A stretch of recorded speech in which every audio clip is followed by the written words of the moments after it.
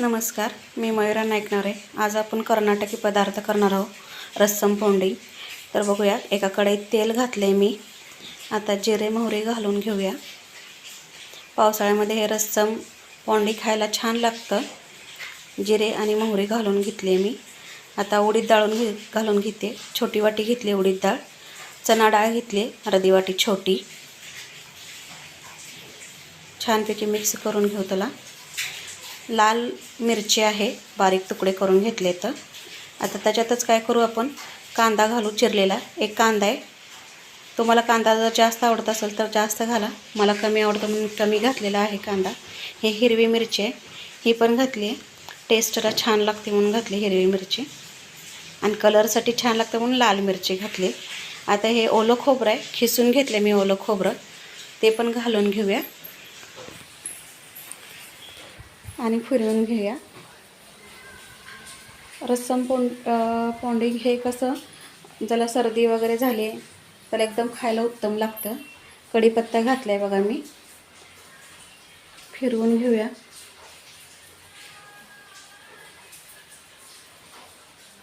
आता पाणी घालूया। बघा, ही एक मोठी वाटी मी आपण इडली करतो तो रवा आहे, इडलीचा रवा आहे तो, एक मोठी वाटी घेतली मी।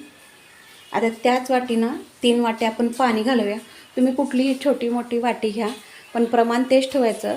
1 वाटी इडलीच्या रव्याला 3 वाट्या पाणी घ्यायचं। तुम्ही ह्याच्या ऐवजी तांदळाचं पीठसुद्धा रवाळ घेऊ शकता। रवाळ वाटलेलं तांदळाचं पीठ घ्यायचं। त्याचं मात्र तांदळाला जसं पाणी लागतं त्याप्रमाणे पाणी घालायचं। आता बघा, 3 वाट्या मी पाणी घातलेलं आहे, आणि तेच सांगण्याचा प्रयत्न करते की एका वाटीला रव्याला 3 वाटी पाणी घ्यायचं म्हणून। मुलांना इडली खायची होती, पण इडलीचं भिजू घातले नव्हते, म्हणून माझ्या आजीनं हे शिकवलेला पदार्थ होता, ते घातले, करा लागले होते मी। आता त्याच्यामध्ये मीठ घालून घेतलं आहे। आता रस्समसाठी वाटण करून घेऊया आपण। हे लसूण घातलं आहे मी,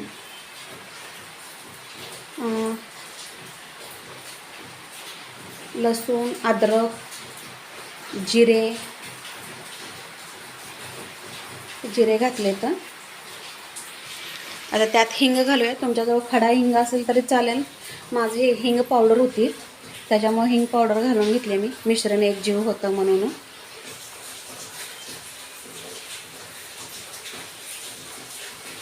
आणि त्याच्यात काळे मिरे घातले। काळे मिरे तुमच्या आवडीप्रमाणे कमी जास्त करू शकता तुम्ही, किती घालायचं किती नाही, म्हणजे तिखट तुम्हाला कितपत चांगलं वाटतं आवडतं आणि कितपत नाही आवडत त्याप्रमाणे। आता बारीक वाटून घेऊ खलबत्त्यात।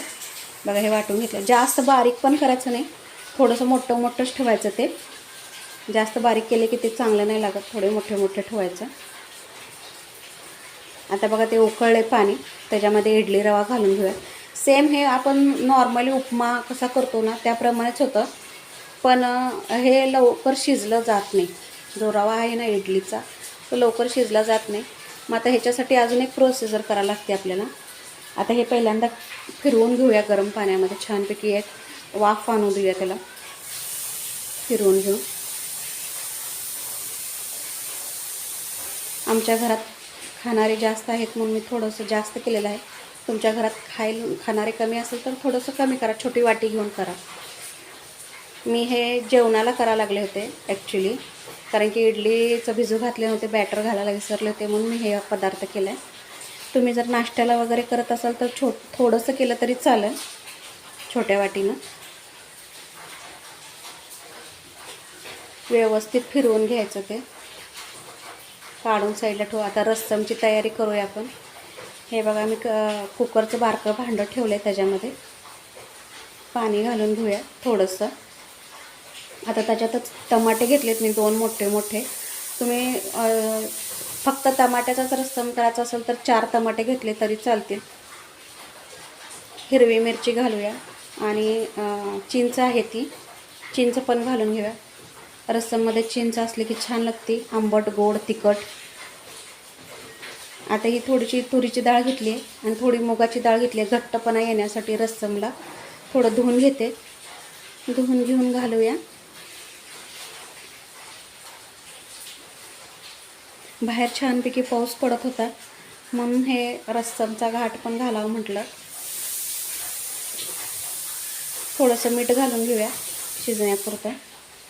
आता कुकरला हे छानपैकी 3 शिट्ट्या येईपर्यंत शिजवून घेऊया.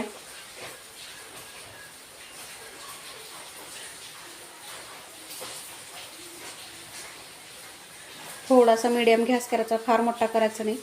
मीडियम गॅसवर छानपैकी त्याला शिजू द्यायचं, कारण की चिंच घातले त्याच्यामुळं डाळ शिजायला थोडासा प्रॉब्लेम होतो.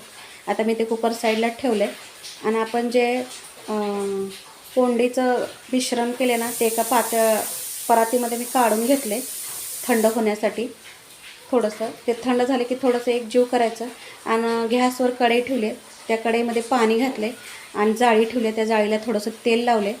आता ह्या मिश्रणाचे काय करायचे, थोडेसे गोल गोळे करायचे आणि त्याच्यामध्ये एक बोट घालायचा, असं बुडवून घ्यायचं जेणेकरून होल पडेल तिथं. असं ते होल पडले की त्याच्यामध्ये ठेवून द्यायचं. बघा मी दाखवते कसं करायचं ते. आणि ह्याला उकडवून घ्यायचं, कारण की मी तुम्हाला सांगितले मगाशीच की रवा हा जास्त शिजला जात नाही, थोडासा असा भगर सारखा लागतो. मग त्याला छानपैकी शिजवून घेण्यासाठी म्हणून वाफ आणून घ्यायची आपण हे करून. असं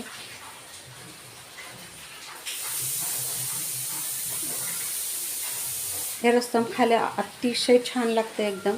आजीनं माझ्या शिकवली होती, माझी आजी कर्नाटकातली होती म्हणून. आता ह्याला उकड काढून घेऊया, एक 10 मिनटं ठेवूया. 10 मिनटात होतं छानपैकी. आता बघा ते कुकर थंड झाला होता, शिट्ट्या झाल्या होत्या 3, म्हणून मी बघते काढून छान शिजले का. एकदम व्यवस्थित शिजलं होतं. कोण कोण म्हणतात की चिंच घातल्यानंतर न शिजत नाहीत डाळी, पण बारीक गॅस करून थोडासा मिडियम गॅस ठेवून एक 4-5 शिट्ट्या मारल्या ना छानपैकी मऊ शिजतं. असं काही नाही. थोडंसं रवीनं घोटून घेते मी ते. तुम्हाला जर रवीनं घोटायचं नसेल तर तुम्ही थोडंसं थंड करून मिक्सरच्या भांड्यामध्ये सुद्धा वाटून घेऊ शकता. पण माझ्याजवळ वेळ कमी होता आणि ते गरम होतं म्हणून खूप मी काय केले, रवीनंच त्याला घोटले.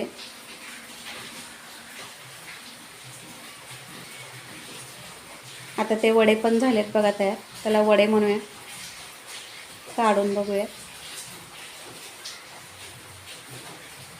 तुम्ही इडलीच्या पात्रात सुद्धा ठेवू शकता. मी इडलीच्या पात्रामध्ये ठेवलं नाही. आता काढून साईडला ठेवूया एका आणि रस्समची तयारी करून घेऊया. काय नाही, आता रस्समला काही जास्त वेळ लागणार नाही आहे.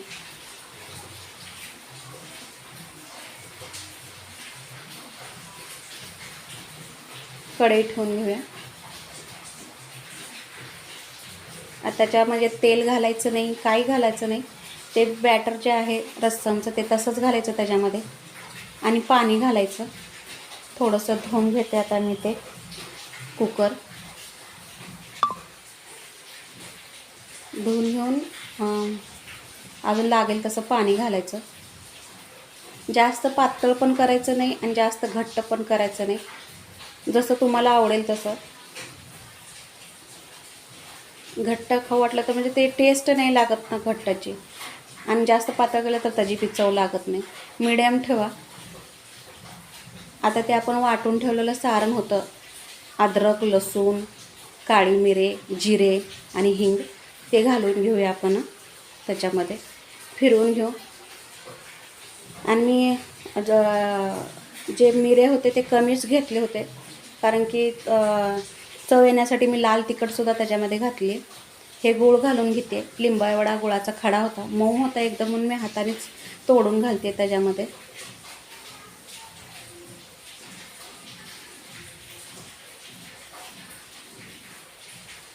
आता ते लाल तिखट घालून घेऊ त्याच्यात. थोडासा कलर यावून, मी टमाटे कमी घातले होते ना म्हणून कलर आला नव्हता त्याला, आणि रस्सा मी भरपूर केला होता. आता लाल तिखट घालते कलर येण्यासाठी. कलरचा होता तो लाल तिखट, ॲक्च्युली तिखट नव्हता जास्त. आणि मी काळे मिरे पण कमी घेतल्यामुळं थोडंसं तिखट घातलं तर चालेल म्हणून तिखट घातले होते. मीठ घालून घेऊया. पाणी वाढवल्यामुळं मीठ लागणार. शिजवताना पण आपण मीठ घातले, हे बघूनच तुम्ही मीठ घाला त्याच्यामध्ये रस्सममध्ये. मी वडे घेतले बघा एका वाटीमध्ये. रस्सम घालू त्याच्यावर.